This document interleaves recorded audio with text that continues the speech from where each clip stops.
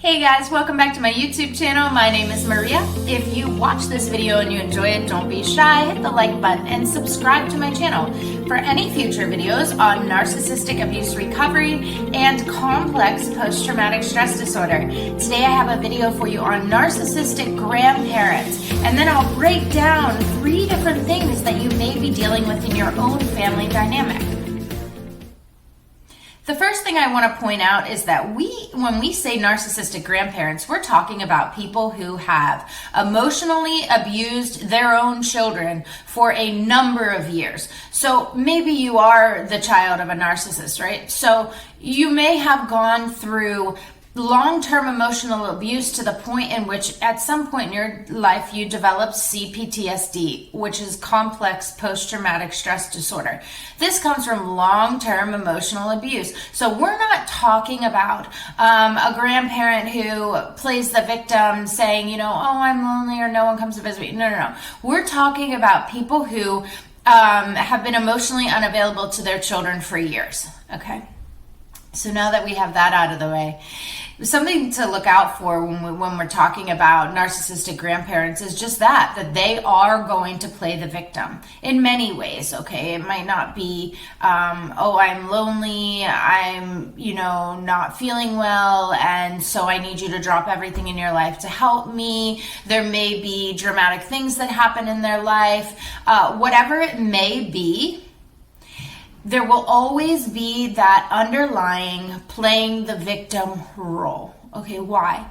Because that always brings the attention back to them. If you know anything about narcissistic abuse, you know that what they're doing is when they were a child, they suppressed their emotions. Whatever they went through in childhood was too painful, and they suppressed their emotions. They have a void. I think of it, I'm a visual learner, so I see this void in them, and then I think, they're filling this void with attention. So good attention is kind of the same thing as bad attention. It's attention is attention. Okay, so playing the victim role allows them to get attention, whether good or bad. So this is something that we can look out for, and you may have experienced if you're dealing with narcissistic grandparents. So let's get into 3 different things that maybe you're dealing with in your own family that I can validate for you here now. So the first point I'm going to get into is we have to understand that, the grandchildren of a narcissistic grandparent has not seen the years of abuse that maybe you've gone through. Okay, so we're coming in with fresh eyes and we're meeting, we have this person in front of us.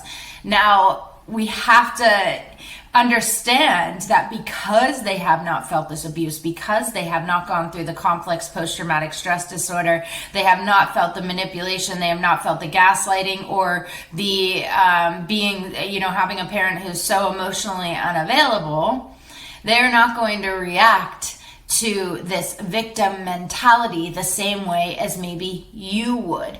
To you, let's say you're the scapegoat, okay? To you, you are used to the feelings of shame. You are used to the feeling of guilt.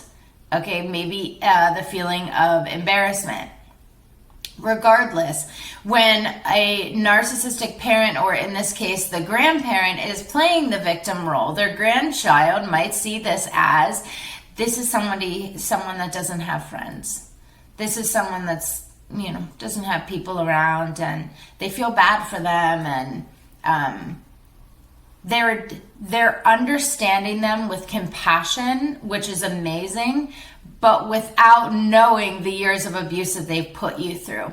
This allows the narcissistic grandparent to triangulate you from your children.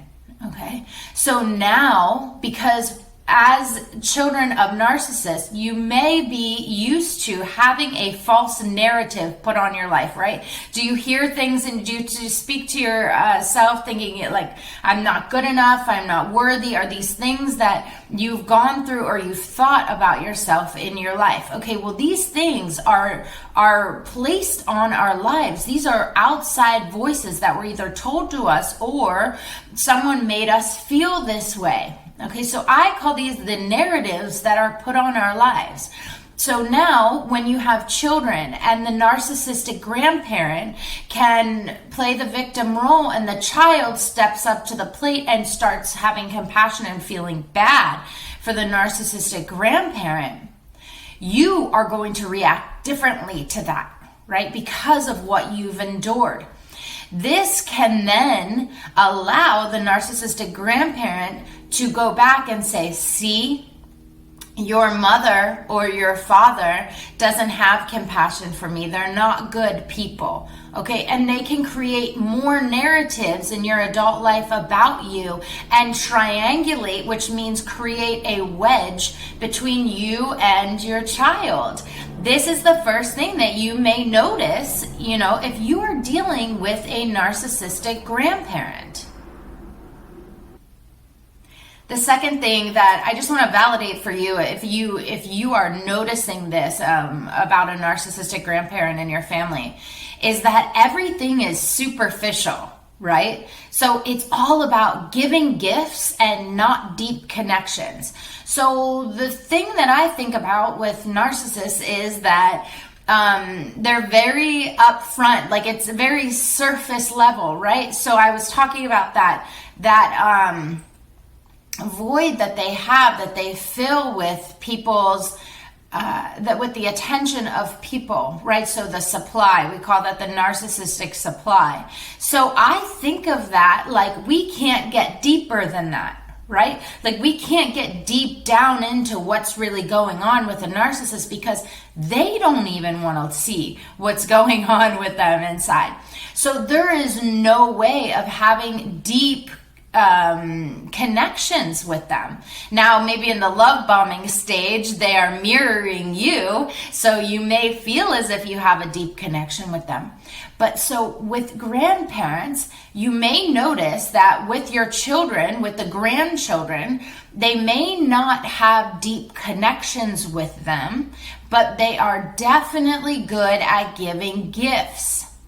So what does this gift giving do? It allows them to fill back up with the narcissistic supply. The child's going to be happy, right? The child's going to be thrilled that they had a gift, but it's all surface level. It's all superficial. It's not a real deep connection. That right there, I think, is the main way in which you can see if someone is a narcissist or not. Are they just hearing information about their grandchildren and using that information as bragging rights? Are they just giving their grandchildren gifts on holidays, birthdays, whatever? Or are they actually calling their grandchildren and having deep connections with them, getting to know who they are and helping them through situations in their life?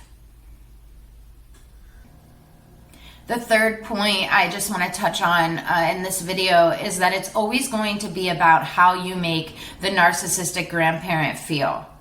Okay, so it's never about who you are as a person. It's about how you make them feel. The question that I ask somebody if I think someone is a narcissist, in life, in my mind, I think, what is it that you like about me? And 9 times out of 10, they'll say, I like the way I feel when I'm around you. I like the way you make me feel. Well, that's not about me, right? That's not like a quality about me. That's how I make you feel. So it's like that with narcissistic grandparents. It's all going to be about how you make them feel. So we need to think about that when we're talking about the family dynamic between a narcissistic grandparent and the grandchild. So we look at this and we think, how does a grandchild make the grandparent feel? Well, usually grandchildren are not around grandparents all the time. This is a once in a while or a holiday type deal or relationship. So they usually make the grandparent feel good, right? They're excited to see them, especially if this is a grandparent that has been sending gifts to the child. All right. So their relationship may be superficial, but it may be superficial based off of the grandparent likes the way the grandchild makes them feel. This fills them up with the narcissistic supply that they like. In turn, the cycle continues. They continue to send them gifts, and the grandchild continues to thank the narcissist and then see them every once in a while and make them feel good because they're excited to see them and they're in a new atmosphere. So we have these relationships with the narcissistic grandparent and the grandchild.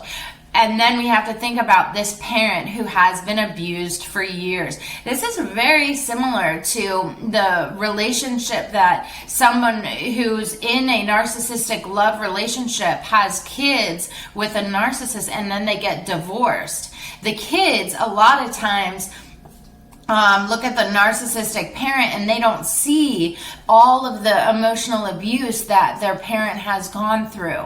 It's triangulation. It's all triangulation. All right, guys. Well, thank you so much for watching this video. If you enjoyed it, don't be shy. Hit the like button. Subscribe to my channel for any future videos on narcissistic abuse recovery and complex post-traumatic stress disorder. And as always, I wish you all the love in the world.